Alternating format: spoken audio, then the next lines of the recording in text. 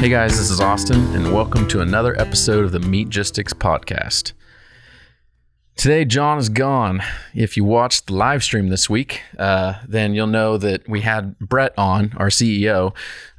He was on the live stream to inform everyone and let them know that we let John go. So, yeah, we let him go fishing this week. That was Brett's joke.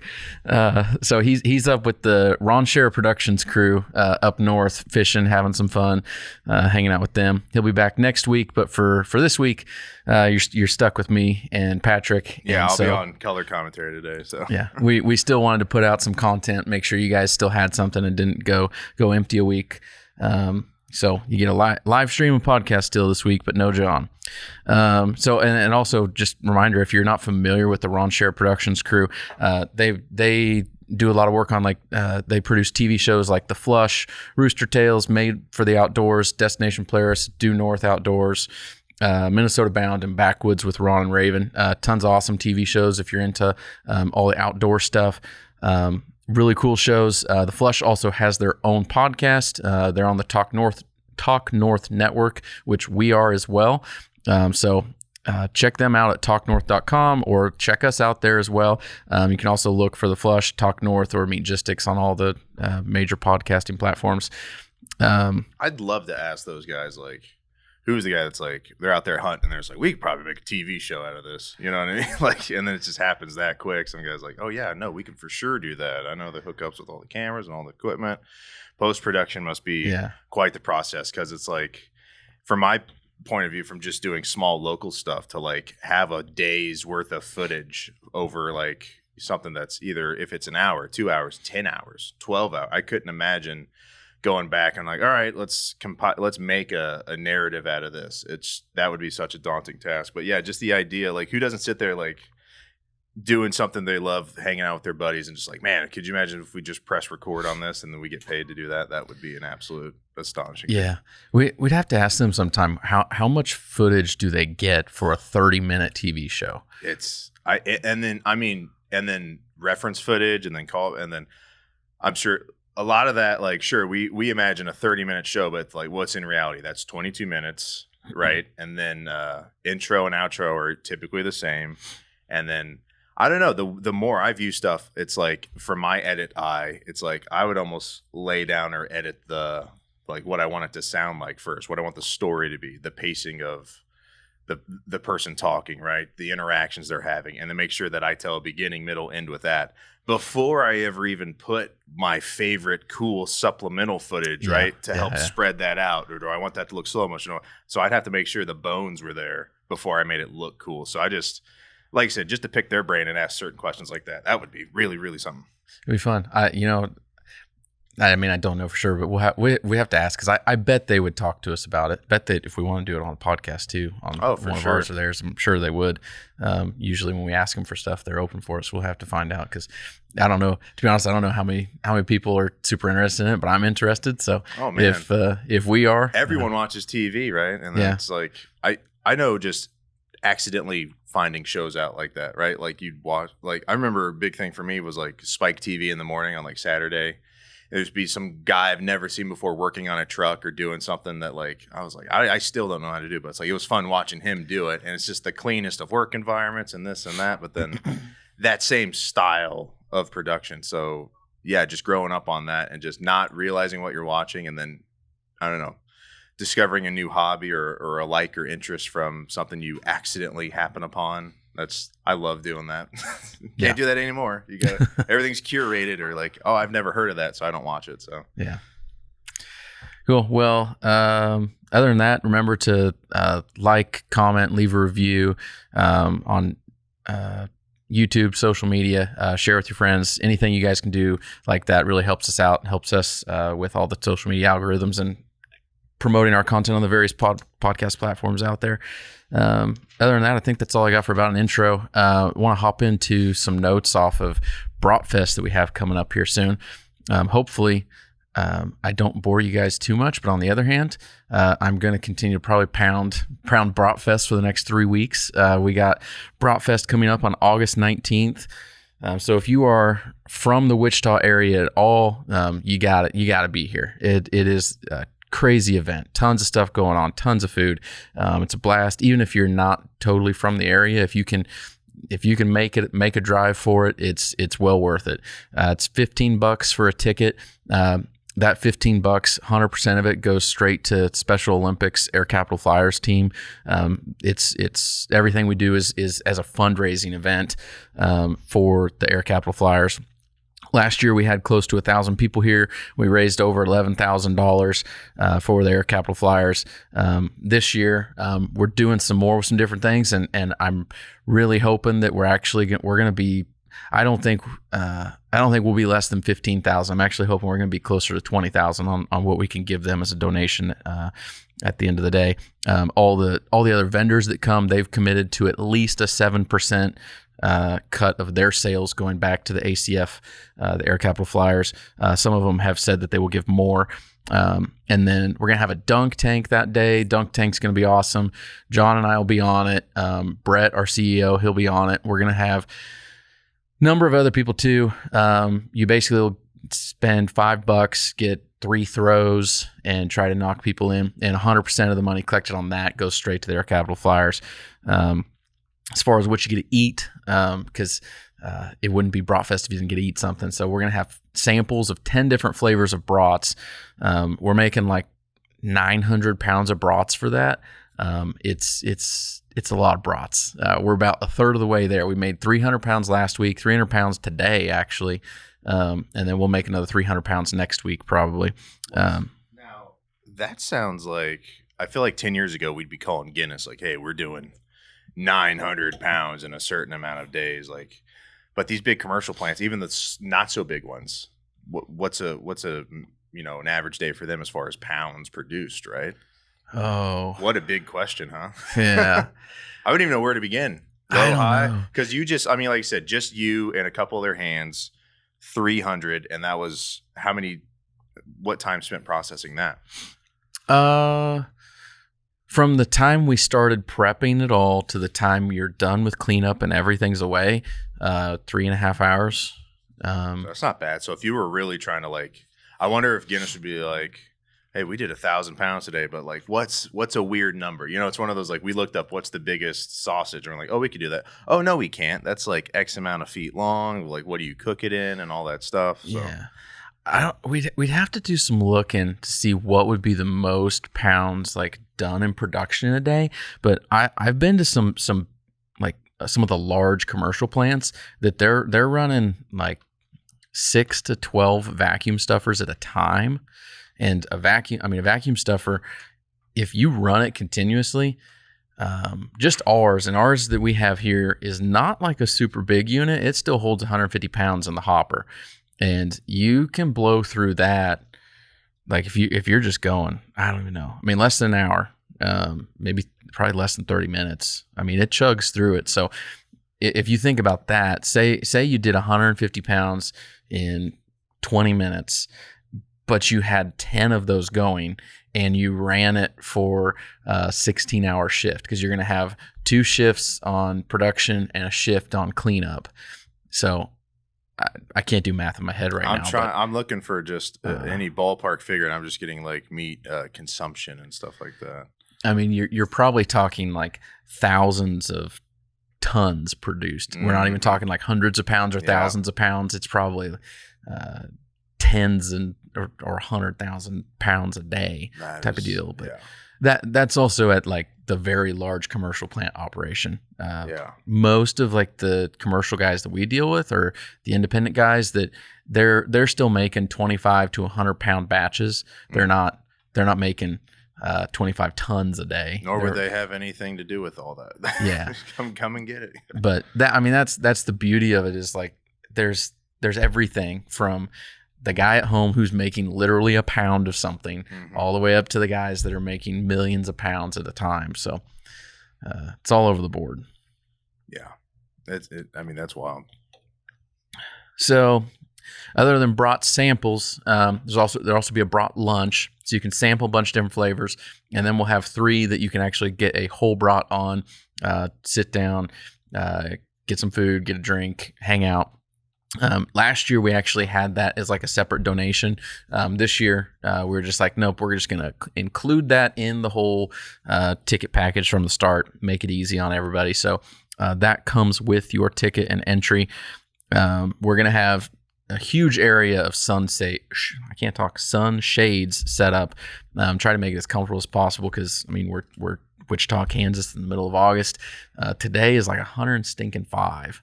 It is horrible. But I think this is going to be the last day of hundreds. I've looked on the extended forecast. It looks like this is it. And we're going to cool down hopefully a little bit from here. So hopefully we have some great weather for Bratfest, but we'll see what happens there. Air Capital Flyers are going to be raffling off a grill and some accessories to go with it. We have a bunch of different conservation groups coming. They're all going to have their own raffles and giveaways. We've got Pass It On Outdoor Mentors, Backcountry Hunters and Anglers, National Wild Turkey Federation, Ducks Unlimited, Pheasants Forever, Quail Forever.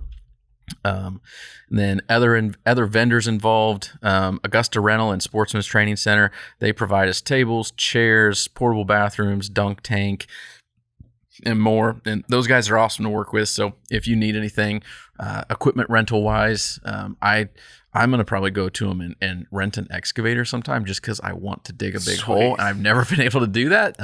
I don't know when I'm going to do it because maybe I'll figure out a weekend that my wife will be out of town and I'll secretly go rent an excavator from them because all the things you could be an expert at if you just didn't have anyone else's supervision or get in the way. You know what I mean? It's like if I'm going to mess up big on a piece of machinery, I better be by myself. And it reminds me of the first time I drove. My parents were out of town. And I was like, I don't need any of their input on this. So I just grabbed some car keys for our 97 Pontiac or 99 Pontiac, whatever, terrible Pontiac.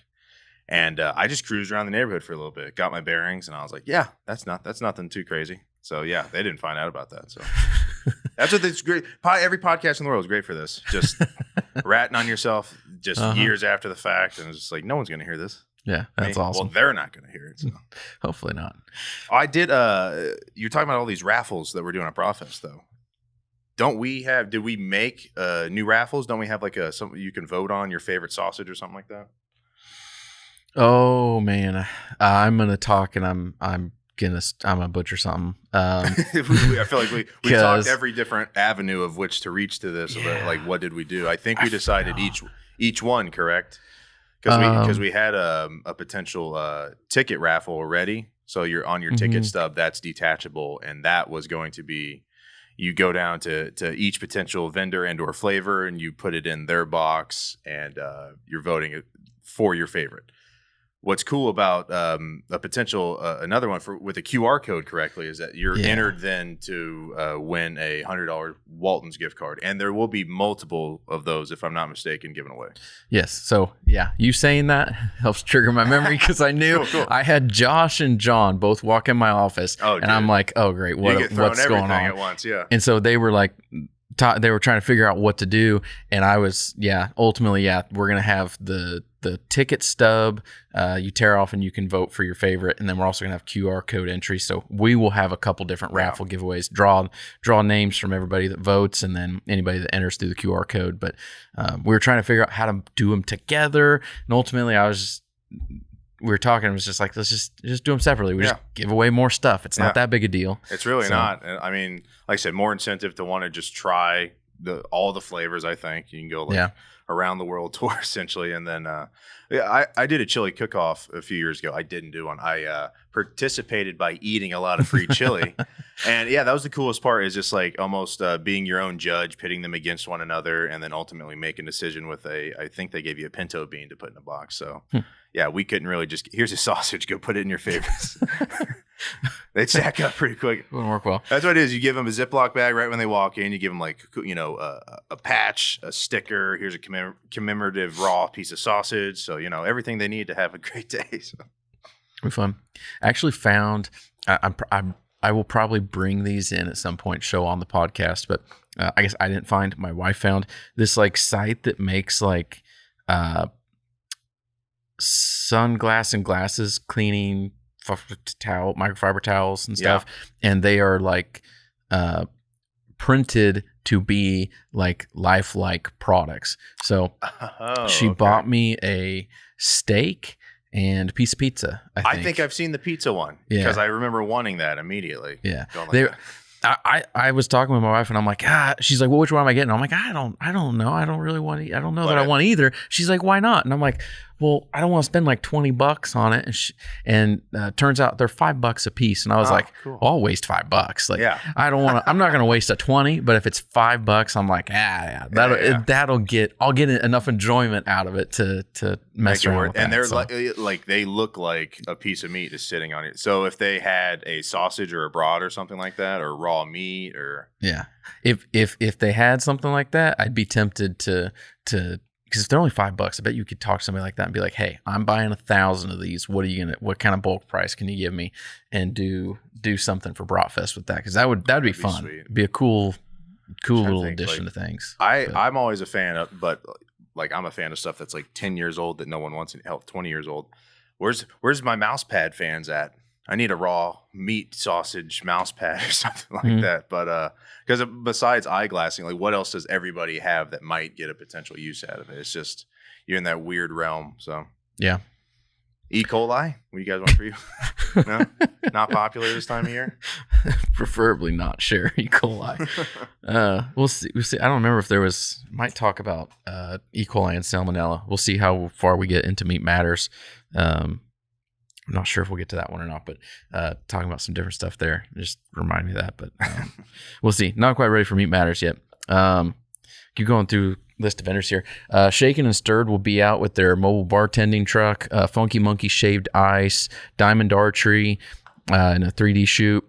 The Fishing Future Backyard Bass Game, Oak and Iron Lanes Axe Throwing, Fire Truck from Sedgwick County from Station 37. And I think I've talked about this on the podcast before, but we had a fire inspection a couple months ago, and guys came in and they're like, well, yeah, we heard that you're having county out. And I mean, this probably shows how stupid I am, but I didn't really understand that there's a difference between county and city. You just never thought about it before. Yeah. So city came out and they were kind of upset that we didn't invite them. We're like, well, you're welcome to come too. The more the merrier. Yeah, exactly. So hold on. You glossed over something really cool there. Axe throwing.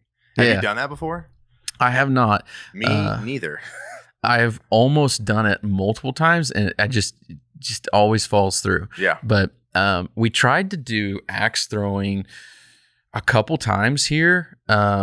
And I think the first time was when Colton was store manager, and he talked with people, and they wanted to charge like a fee to come out, and I'm like, that's not what the event is. You guys don't get this. Like, this is a fundraiser. We are bringing people to you. We are providing free marketing and everything. So you need to come out. We're not paying you an appearance fee. Yeah. So the guy this time, I forget how we got hooked up with this guy, but we don't have to pay him an appearance fee, which is awesome because that just we're trying to dump as much money back into their capital flyers 100%. As we can. So that it's going to be fun. I'm looking forward to it. I think I pitched the idea to Justin, our social media guy. I was like, you got to follow Austin and John, and they each just do whatever like the game is, so to speak, whether it's a kid's game, adult game, and then you each get a tally, so to speak, for each game. And so the winner of X amount, you know what I mean? So then we could at least have some good fast-paced social media stuff, you guys doing some pretty eventful sporting activities. So that's cool. What next? Oh, Sedgwick County EMS, they'll be out with an ambulance. So like fire truck and ambulance, we're trying to get a lot of stuff to keep the kids entertained. The backyard bass game. There's also going to be, I think, BB guns with National Wild Turkey Federation. I think they're the ones that are going to have BB gun range. KDWP is going to be out here with a truck and an airboat. Bruckner Trucking will be out with, I don't know how many trucks they're bringing. I'm hoping it's multiple, but I'm not totally sure there. But I know that's going to be another thing that some of the younger kids are going to have a blast checking out and playing with. And then not confirmed yet, but I got some rumblings from our store manager that we might be getting the Wichita PD to bring out their SWAT truck. Oh, so cool. If that happens, that's going to be awesome because if it does, we're also going to have to go back to Sedgwick County and maybe harass them a little bit. Hey, because we're getting the SWAT truck. Last year we had their MRAP vehicle, Sedgwick County, come out, and they said that, due to some policy changes, they're no longer allowed to do public appearances like that, which, I don't get it, but If there Wichita was PD's bringing their fancy truck, I'm going to tell Sedgwick County, like, hey, you need to talk to some higher ups and figure out how you can get an exception on this. Yeah, no kidding. But we're going to have a bunch of meat vendors here, some in person and some not quite in person. I'll explain how that's going to work. Meat vendors, we're going to have Peabody Sausage House, Walnut Valley Packing, Crable Specialty Meats, and Stroot Lockers. All those guys, they're from right around the Wichita area. They're going to physically be here. They're going to be giving away samples. Some of them will have some things to sell and offer as well. Then you can kind of also just meet and greet them, talk with some of the people that run some of the meat processors around this area. They are going to be awesome to have in addition to things. And then we're also going to have some of our commercial processors were not able to be here, but they really wanted to be a part of things. So we're getting a number of people to donate brats to us to sell as a fundraiser. So then every dollar that we get off of that's going straight back to Air Capital Flyers. But we're getting stuff from Clouds Meats from Carthage, Missouri, Cutting Up Meat Processing from Leeton, Missouri, Paradise Locker Meats from Trimble, Missouri, Herman Worsthouse from Herman, Missouri, and Kurzweil's Country Meats from Harrisonville, Missouri. So Missouri is represented strong there. But like I was saying, tons of brats to sell, and 100% of those funds are going to go straight back to the ACF. So I think that's all I have for Bratfest. Other than that, just make sure you either swing by our retail store and buy your tickets early, or go online at waltons.com/Bratfest, buy your tickets there. And we hope to see you on the day of the event. And then right before we get into Meat Matters, I have to throw something in to hopefully make John jealous. Oh, sweet. I'm kind of disappointed in myself. I didn't do more for the live stream this week or the podcast. I told John I was going to do something extravagant and make him like miss that he was here. But this week has just been such a insane, busy week so far that we're here. That's the important thing. But I don't really have a whole lot else. But at least I made a special coupon code. We haven't done a coupon code in podcasts for a while, so thought I'd throw one out there. 15% off anything up to $150 discount, good until August 19th, which is Bratfest. So hopefully that helps you guys remember how long coupon is for. It's good till Bratfest comes. And the coupon code is I love Team Orange, all one word. So I also haven't done anything related to Team Orange in a while that would probably harass and bother John a little bit, because he did some Team Blue coupons in the last like month or so. Can you I think do on it to where, Meatgistics, like, but because he's obviously Team Blue. Like, can you do it like when you hover over Team Blue, it like turns orange, like the hyperlink turns orange or something like that? I could definitely do that. I should. I'll spend an hour just looking at things you can do, or write an idea list, and you can pick the ones that are doable without. Because I know a lot of times to change a color, it's like everything has to change instead of just pigeonholing and picking stuff. So. Yeah, you can do all kinds of stuff. It's fun. On the live stream page, when in the join group section, if you try to join Team Blue, it asked you so many times. throws a pop-up up, and it's like, are you really sure you want to do that? Yeah. Are you sure about that? Sure? All the rest of the groups, it just lets you join. It's like, congratulations, you joined on Team Blue. It's like, I don't know that you really wanted to do this. You should almost give like rethink your life choices. Because now we're thinking of so much negative stuff for Blue. Like, you should almost like give them the dopamine they crave on Orange, where it's like when they do certain like cool sounds happen when they click on certain. You know what I mean? Great job. Good stuff. Oh, it'd be great. Oh, yeah. There's just certain privileges Orange has over Blue that, sorry, guys, you just have to figure it out on your own. I haven't spent a whole lot of time on it because I've been extra busy with stuff lately, but I'm going to at some point in the next month or so, I'm going to have to block out some time to, find some more things to harass John with on it. So I got a good idea. We can make... Now, I don't want this to be mean-spirited because it's not, and he usually has a great sense of humor, but like we should have a bingo sheet in front of us, right, of just things John says or talks about, and then during the podcast, you and I just blot them out as we hear him, and we try to get a John bingo. Uh-huh. That would be fun. So when he talks about like science or lab-grown meat or something, you go, boop, or when he talks about, how he likes tender meat, boop, or, that he's eating raw meat, boop, you could do that one. So I don't know. That's awesome. Did you guys brainstorm anymore about like some sort of like trivia where like winning and losing you have to eat something? No, we didn't. I'm glad you brought that up Okay. though, because I'm trying to think. I'm like legitly excited for that. Like we have to do that. So that's like a meat-driven trivia stuff trivia is the wrong word, almost like meat facts. Facts, kinda. yeah, something like that. But yeah, it's really just, and it's not a multiple choice. It's either like oh, I think I know how to do this. You go back and forth, and then if you don't know one, then if he answers it, it's like double points kind of thing. There's a million different ways. Yeah. So yeah, we can talk about it next door. But yeah, that sounds like a lot of fun. You could do a whole segment. That could be a recurring segment potentially. So Could be, yeah. yeah, and then but like I said, what's the punishment? It's hard for it to not be food related on this show. Yeah, it's gonna be. Or I wonder if it just leads into another thing, like you have the power to pick the next Willet barbecue or something. Like maybe it's something.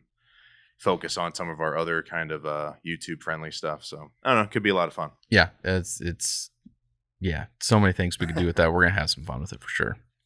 So just a reminder, if you're listening, paying attention, I love Team Orange, all one word. Get you 15% off until August 19th. That might be the name of this episode. Anything we can do to just I heart mess with Team John. Orange in all big caps, and it's just I think it's very appropriate. He misses a week, so it's gonna make him. That's gonna make him. Yeah. Can you imagine how long this guy's gonna be so mad because his emails are gonna just be flush? So him on a heavy email. Well, other than that, we'll hop into Meat Matters here and see if we can see what's going on in the meat world these days. This first one, John actually left before he left. It doesn't make sense. He put in our notes before he left. He wanted to make sure this one was covered. This one's very interesting, intriguing. It's about ticks. So it's from Newsweek. It's called Scientists. That's a John Bingo blog right there. Yeah, this is true. I feel like anytime news comes up about this, though, like we find it and we talk about it because it's almost, I'd say it's almost scary. So it's about alpha-gal, and which alpha-gal is the red meat allergy when you get bit by the Lone Star tick. So, well, I guess this one's not technically that. We relate it to it. It's about ticks with Lyme disease. So scientists develop game-changing vaccine against Lyme disease ticks. So it says rather than combating the effects of bacteria or the microbe that causes Lyme disease, the vaccine targets the microbiota of the tick. So it's something that they're somehow like doing to the tick instead of like people taking a vaccine. Sounds like they're doing it to the tick to get rid of Lyme disease in the tick. Let's not heal the patient. Let's fix the thing that gets them sick. Okay. Yeah. So it said it would prevent, quote, the tick from being colonized by the bacteria that cause Lyme disease. Because there's about 30,000 cases of confirmed Lyme disease per year. But a lot of officials think that that's actually underreported by a long ways. They estimate that it's actually 400,000 cases plus a year, which is insane. So they're trying to put that research into help diseases that are passed on by mosquitoes. And then what John's brain was racking through on was, well, if they're doing that for ticks and mosquitoes, can you do it for other things? Can you do it for alpha-gal? Can you do something that will get rid of and prevent people from getting bit by the Lone Star tick and then getting an allergy towards red meat?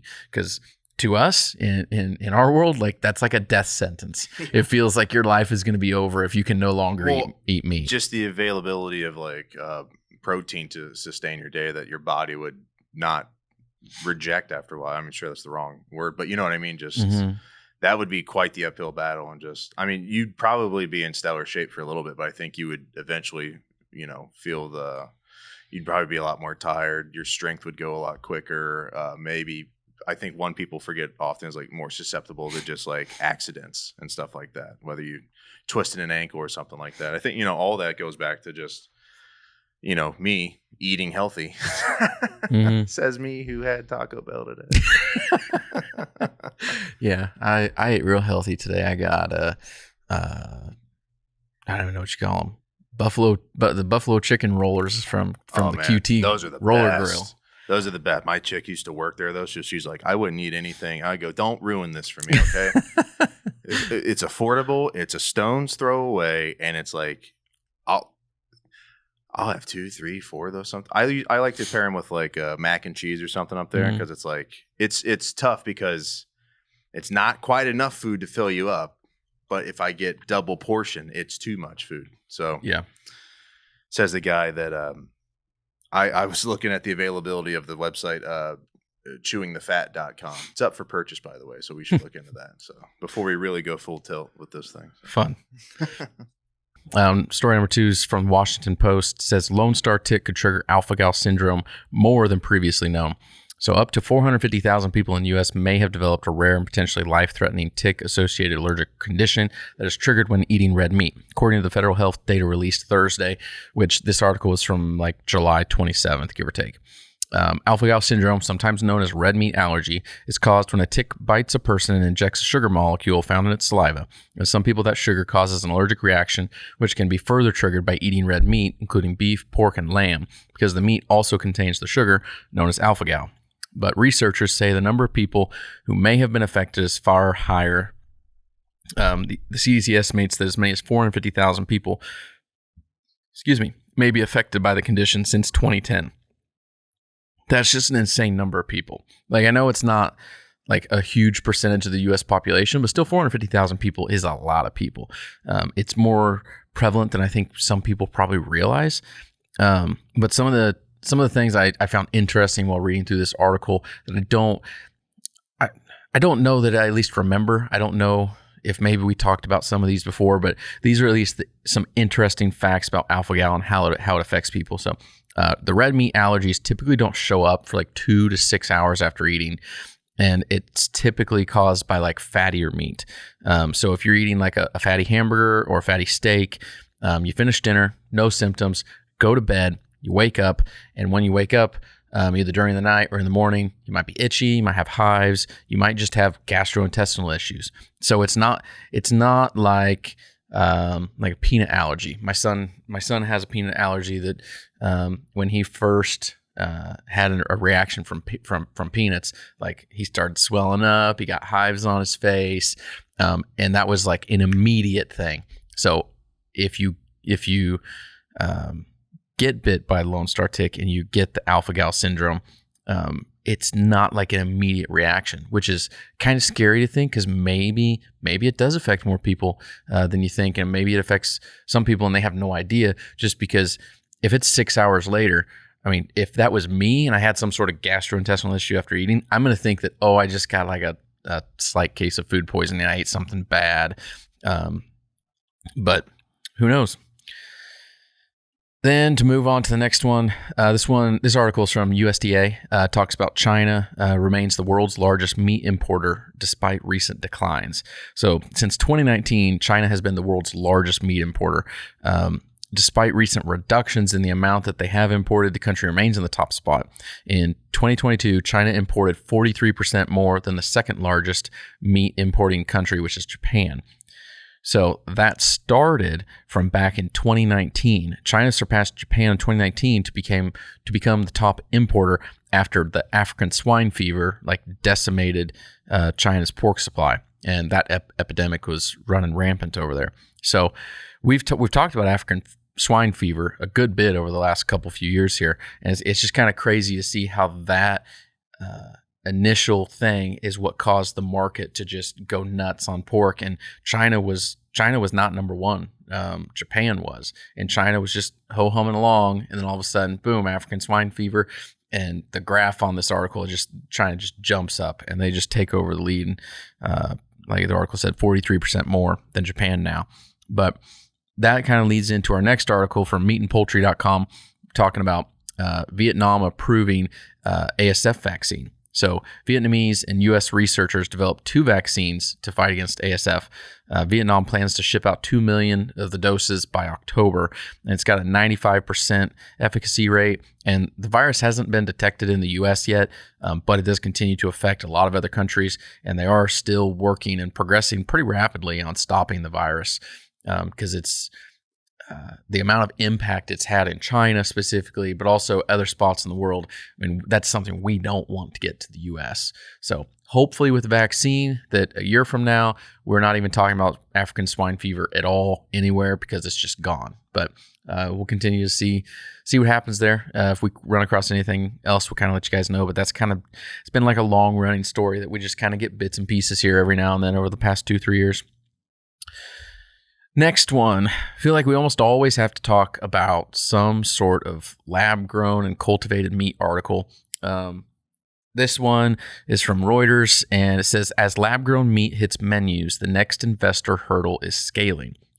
So, as we kind of discussed before, cultivated meat passed regulators and was approved for sale in like the last month or so here. There was a president from a major and global food company that said that they need to see cultivated meat or lab-grown meat lower to approximately like $2.92 per pound to be actually competitive in the market. Right now, it's nowhere near that. It's not even close. I couldn't even get an exact figure. I don't think people want to exactly say what it is because they're not even in the ballpark. But there are some cultivated and lab-grown food companies that are thinking they can achieve parity, like with organic chicken, and the price that it's sold at by the end of 2024. But the total meat industry is valued at like $228 billion. So we're talking massive industry here. Then quote from the article, the Good Food Institute, a think tank for plant-based and cultivated meat, said if governments worldwide invested basically $10 billion annually, the sector could reach $1.1 trillion and support nearly 10 million jobs. So I'm looking at that and I'm like, okay, if they're thinking they're going to get 100x return on an investment, that sounds fantastic. So that's probably why there's such a push right now in so many people and companies trying to get into like lab-grown meat, cultivated meats, and the whole alt meat deal in general, is because if they can throw money out there and they're one of the companies that sticks and hits it big, 100x return is a pretty darn nice return on things. Almost makes you wonder, why aren't more people shoving money at it? If you can put, their research says $10 billion annually could trigger a $1.1 trillion annual return.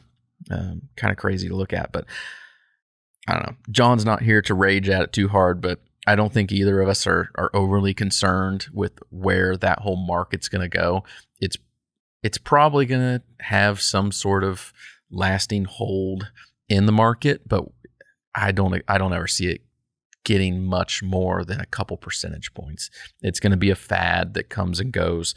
But I think people will still continue to get the majority of their meat from good old-fashioned meat processing and cattle like we're used to. Then next article is from drovers.com, talking about beef packers and the cost of everything right now. It says profit tracker, beef packer losses hit triple digits.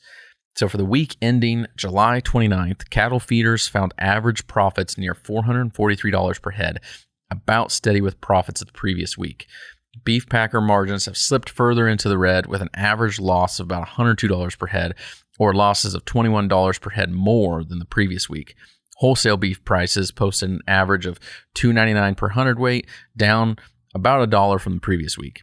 And then fed cattle slaughter totaled an estimated about 487,000, down 4,000 head from the previous week and 30,000 fewer from the same week last year.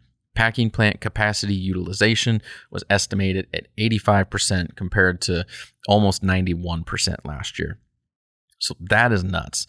30,000 fewer the same week compared to last year. That's a lot of beef that's not hitting the market. That equates to what, about 6%, little over 6% of the capacity utilization that's out there in packing plants. So I looked at that and I just thought that's crazy. I'm hoping the market will continue to improve. But it looks like at least cattle feeders are benefiting off this, and packers are the ones that are suffering. Although something inside me is wondering, like, are we not getting the full story on this? Because if beef packers are losing $102 per head, why are they processing meat at all? Like, why would you just process meat to lose money? It doesn't make sense. So I think there's got to be something else more to the equation here. But what that is exactly, I don't know. It's at least interesting that, and we can at least say that, yes, some people are making more money, some people are making less. Supply is continuing to dive. 30,000 less a week. That's over time going to be a massive quantity of meat in general, and we're probably going to continue to see prices rise and rise as the weeks continue to go by. So then here's another article with an update on the California animal welfare law.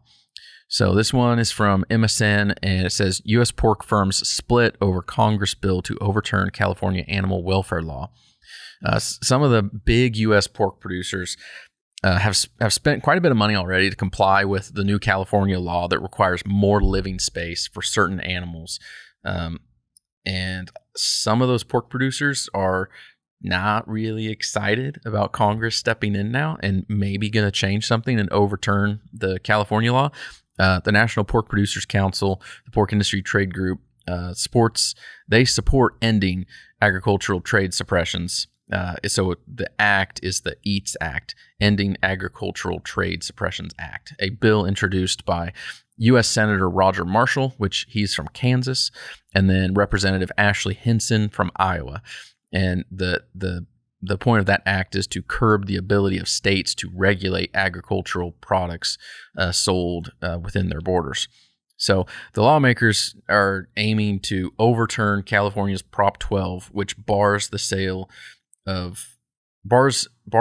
in the state of pork, veal, and eggs from animals whose housing conditions fail to meet a certain level. Clemens Food Group in particular, they're the number 5 pork processor in the country, said it does not support the EATS Act. Other big producers like Hormel, Smithfield, Tyson have said that they intend to comply with the California law when it takes effect on January 1st. But we'll see where this kind of goes, because some of those major producers are on board to override California, and some of them, they've already spent money on it. So they're like, well, we're going to comply with it, so we don't really want to stop, because my guess is they don't want their competitors who maybe have not made changes already to get the benefit of not having to make those changes. So we'll see. Lines are being drawn, sides are taken. We'll see if Congress can actually push something through.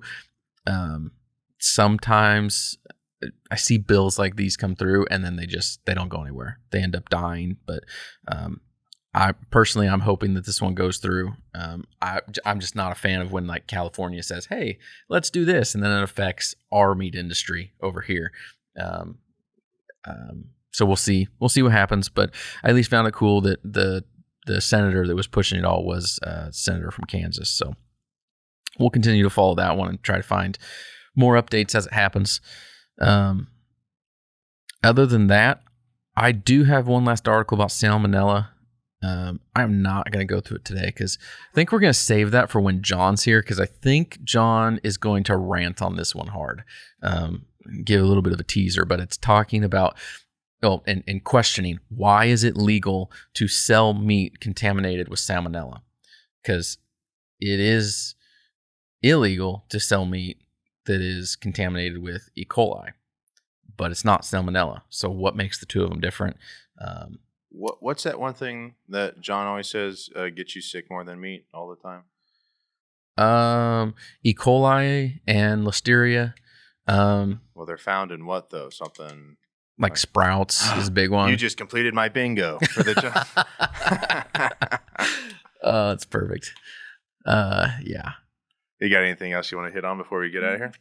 I don't think I do. We'll definitely talk about the salmonella next time. So is this the first Johnless episode? It could be. We'll have to check the archives. I don't know. I don't know. Sure, because he's done a bunch solo. So I don't know if I've ever done one without him before. It's not like I would just. All right, guys, here we go. First episode of Chewing the Fat with Pat. We're gonna hit it. It's at least the first one that I haven't had someone else sitting up here with me. Yeah. You're at least behind the camera still talking, so we're having a conversation. But I don't know. I'm not even here, dude. Cool. That wraps up Meat Matters. Make sure you like, comment, and subscribe. And stop by the retail store for Bratfest tickets or go to waltons.com/Bratfest and get your tickets because it is coming up soon. August 19th, baby. Cool. Thanks, everybody. See you next week. Thanks for checking out the Meatgistics podcast. To shop everything but the meat, head on over to waltons.com. To get your meat processing questions answered by experts and enthusiasts alike, head on over to our online community at meatgistics.com. Waltons, everything